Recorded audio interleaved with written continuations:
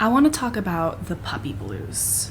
And for those of you who might not be familiar with that term, it's usually used to describe the struggle some puppy parents feel in the follow-up months right after bringing their dog home. I'm sure the term comes from the comparison with baby blues, which I'm not at all trying to minimize the experience of parents with human babies and the very serious things that some parents experience after bringing a baby home. But this is the term puppy blues, is the only term that I've seen out there to describe this feeling, this struggle, something that I went through and that I know a lot of other people do as well when they bring home their new pup. So for the sake of consistency, I will be using that term puppy blues in this video. The reason I want to talk about this is because the main reason I started this channel talking about my experience being a Havanese mama is because when I first became a Havanese mama, it felt really hard when I was in the pits of the puppy blues. I found the best medicine was watching other people's experiences on YouTube with their dogs and seeing how far they came from puppy to adult dog. Just trying to understand, I think, what made the puppy stage worth it and how people survived their own puppy stage. And I really hope this channel has done that for a lot of people. I hope that it's given you tools to survive the puppy stage and enjoy the puppy stage and make the most out of it. But I know some of you are also struggling with the puppy stage, and I struggled with the puppy stage. So this video is just to talk about how that feels and what helped me, I think, overcome some of those emotions. So in case I can fill any void or my experience can remind you of your own, I want to talk about what I went through when we first brought our baby Pistachio home. We brought Pistachio home when she was almost 3 months old. She was an itty bitty, adorable little baby with a lot of learning and bonding left to come. I think I crashed on our first hard night with her when she didn't sleep much, which was night number 2. So from night number 2, for the next 4 months, if I'm going to be perfectly honest, the first 4 months that we had Pistachio, I was still feeling depressed and anxious about this dog in my home. I think for me, my puppy blues stemmed from a few things. One was just the huge throwing off of our routine. We had a very consistent, simple lifestyle at that point that I really enjoyed. I was very comfortable with. We had no children and we weren't responsible for anything besides our, adult relationship. So that routine being mixed up was challenging. But then the lack of sleep added to that challenge, right? When you're not sleeping and you have a little puppy that needs to go out 2 to 3 to 4 times a night, or she's whining, it's hard. We do not operate best on our littlest amounts of sleep. There's a reason sleep is important. I was also struggling with the loss of a dream, it kind of felt like, because I had grown up with dogs. I always considered myself a dog person. I could not wait to own my first dog as an adult. And then I brought home this puppy that I'd always dreamed about, and she wasn't the dog that I imagined. And spoiler alert, what we'll come to figure out is I think I was holding on to all the memories of an adult dog and expecting that from a puppy. But I didn't realize that at the time. So I was sort of spiraling, thinking, oh my gosh, I don't even know myself. I must not be a dog person. Why am I not enjoying this more? And there was just a lot of beating myself up at that time. And then lastly, just to sprinkle on top of that mess, my husband had never had a dog before, and I knew that he was willing to get a dog. It was something we talked about seriously before we got married. It was, my one rule. But even though he reassured me that this was our choice, I still was so aware that he never had a pet before, and I was just trying to make it the perfect experience. And puppies aren't perfect. So every time that she would drive us crazy or keep us up, I felt so much guilt. It wasn't his fault. It was just a lot of baggage that I was holding on to with that decision that we had made together, but thinking that that was all on me. So with all this buildup of distress about her coming home, I just felt that deep seed of regret for getting a dog. And that made me just feel like such a failure to her and such a failure to like everyone. I couldn't even vocalize it. I didn't vocalize that for the entire time I was struggling. But looking back, I can put a name to it, that I was, worried I'd made the wrong choice and feeling like she deserved a lot better. So how did these lovely things present? I lost my appetite. I could not eat a full meal for many of the first weeks that we had her. I was extremely sensitive and irritable. Even if she wasn't whining at night, I just couldn't sleep. I couldn't deeply sleep. I was waiting for her to wake us up. And if she was asleep, I was just, busy thinking about all the things that I was worried about with her future and our future. And I remember I just couldn't stand the sound of her whining. And that was only the first few weeks of having her that she was that vocal. But you go through this stage where you bring them home, and when they are either confused about where they are or if they're just upset that you separated yourself from them, she would whine. And it just oh my gosh, that whine broke my heart. I hated it. It made me feel so bad. Even though I had to move on with my life, I had to be working my 8-hour+ day job. I had to sleep, I had to eat, I had to use the toilet. There's all these different things, and I couldn't be everything for her all the time. And she would cry, and I would just feel terrible, even though puppy whining is a very normal thing. It's a growing pain. So now I will read you a journal entry. And this is not to be dramatic, but before I move on to what helped my puppy blues, I just found this entry recently, and I was like, oof. It really, I think, sums up the headspace that I was in those immediate weeks after we got her. And I think reading it might validate some of you, or it'll just show you how far we've come. So this one I wrote a week after we brought Pistachio home. I'm so anxious. I'd like to get better. My dream for this dog is that I can not worry about her. I pray she eventually feels secure enough to follow and be alone without fear or protest. Practicing to remember my dog will grow up. I am beyond frustrated with myself. I have no idea why I am spiraling right now. This one is 2 weeks after we got her. Doing better today. Felt a bond forming between me and her that I hadn't experienced yet. Trying to dwell on this. I'm sitting on a couch right now at 8 p.m. with Ben on the computer and the dishwasher running in the background, and one day Pistachio will be big and old enough to hop onto the couch without my help and leave whenever she wants. As you can see, I was craving a dog that did not require me to enable every single thing that they did. So what helped me overcome my puppy blues? First and foremost, time. This is not the easiest answer, and don't worry, some of my answers are a little bit more practical and something that you can do immediately. But I need everyone to know that. I wish I had known that. Time changes things. You have to give it time to see progress. Puppies are babies. They need to grow up. But let's move on to some of the more practical things. So I discovered puzzle toys probably a month or two, probably 2 months after we got her. I wish I had discovered them sooner, because I did have this deep aching in me to be able to coexist with her without needing to help her do everything, help her play, help entertain her. I wanted her to be a little bit more independent. And introducing puzzle toys and putting fun treats in them, I was just so satisfied to see how much fun she was having trying to solve them. But then I could also be reading a book in the same room, and we could be experiencing some of that glimmer of puppy adulthood where we can be together, but I don't have to enable her the whole time. The other thing that helped was crated mandatory naps.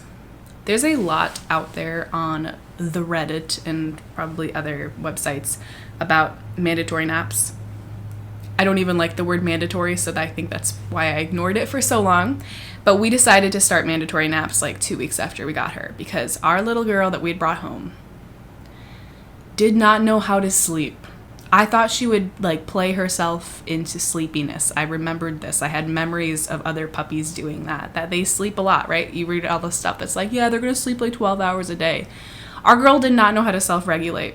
So during the daytime, we knew we had the confidence that she did need more sleep, and we could tell too. When she was getting overtired, she just became feral and frustrating, and it wasn't a good time. And since we were already crate training, we would just pop her into her crate after, she's eaten, she's played, she's pottied. We would pop her into her crate, cover the crate, set a timer for 2 to 3 hours. This is in the early puppy stage, probably until 5 months. My memory might be wrong on that. But oh my gosh, she would actually sleep. Most of the time she wouldn't even whine. Sometimes she would whine for like 5 to 10 minutes and then she would cool off. But then she would trickle into sleep, and Ben and I both knew we had 2 to 3 hours to do something off the clock. We weren't dog parenting, and we needed that. We needed to remember what life was like outside of this very intense, all-encompassing experience that we were having.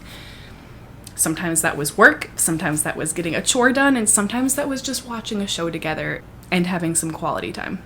And the best thing is, since we started these mandatory naps, we also started to be able to line up our departures from the house with those naps, and she couldn't even tell the difference. So we knew we could start leaving the house for 2 to 3 hours, and she would just sleep in her crate for that amount of time. We'd come home and she wouldn't even realize that we'd left. Like, it was the best case scenario. It was freedom giving. I would 100% do that again if we get another puppy. Other things that helped. We had a dog stroller. I talked about this before. But when you are dying to get out of the house and everything is like, oh my gosh, your dog isn't vaccinated. If you let them walk on the ground, they're going to combust into flames. You know, like that can give you a lot of fear and keep you from leaving the house with the dog.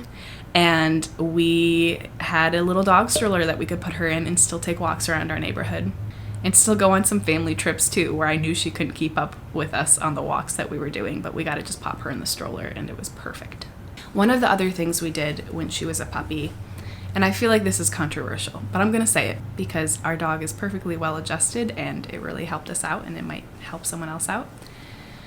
But after our puppy was sleeping through the night, so through all of that sleep training, we had her in our room on our dresser in a crate, and we were, taking her out for any bathroom breaks that she needed. But eventually we got to that point where we could tell she just slept through the night. We slowly moved her crate into a different room.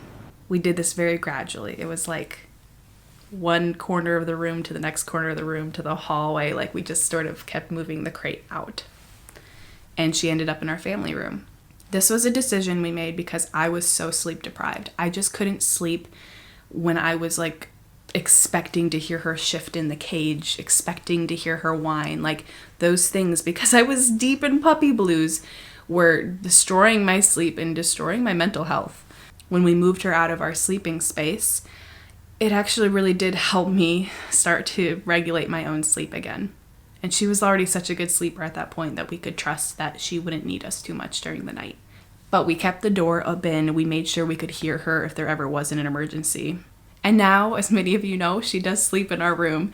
So we did reverse this once I made it past my hump.